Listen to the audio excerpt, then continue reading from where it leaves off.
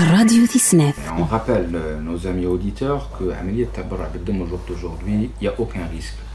Le matériel المستعمل, المعدات المستعملة معقمة, elles sont stériles et à usage unique. Premier point. Donc, il n'y a aucun risque de contamination. Il y a des mesures qui sont prises au niveau de Marrakech Haqn Dam pour respecter l'hygiène, pour respecter la distanciation quand il y avait le problème de la Covid, etc. Mais le premier point. Le deuxième point. نذكروا aussi نتكلموا بزاف على المرضى اللي راح يحتاجوا للدم etc. Mais on oublie que le premier bénéficiaire المستفيد الأول c'est المتبرع.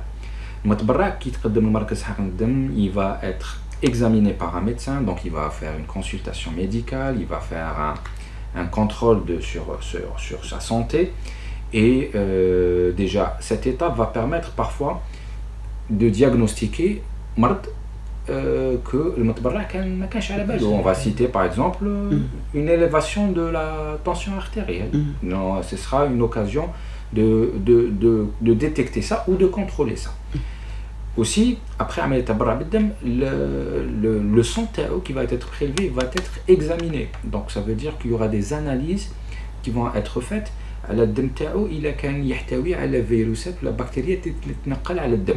Et fait parfois aussi on trouve, surtout pour les hépatites B, les hépatites C, le VIH, le sida et la syphilis, on va trouver que ce متبرع راهو حامل les virus اللي كان ما كانش على باله بلي كان راهو حامل.